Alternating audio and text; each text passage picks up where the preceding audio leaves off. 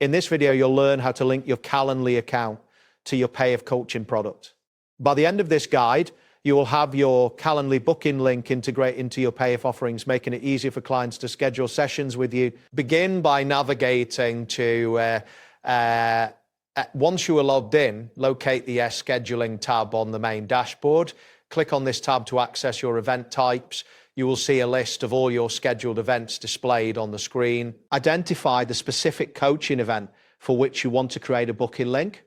Next to the event name, you will find the copy link option. Click on this option and a notification will appear confirming that the link has been copied to your clipboard.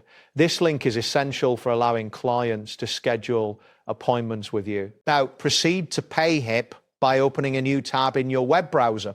Log into your Payhip account using your credentials. After successfully signing in, you will be directed to your main dashboard. From here, look for the product section, which you can find in the navigation menu on the left side of the screen. Once you are in the product section, locate your coaching product from the list displayed.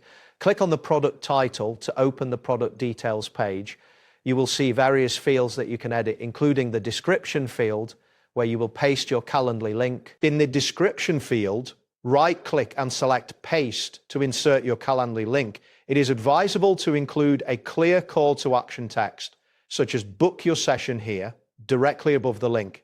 This helps potential clients understand what the link is for and encourages them to click on it. After pasting your link and adding the call to action text, make sure to save your changes. Look for the Save button, typically located at the bottom of the page, and click on it. Once the changes are saved, clients who view or purchase your coaching product will see the link and can easily book their sessions with you. That wraps up today's guide. Thanks for watching and catch you in the next tutorial.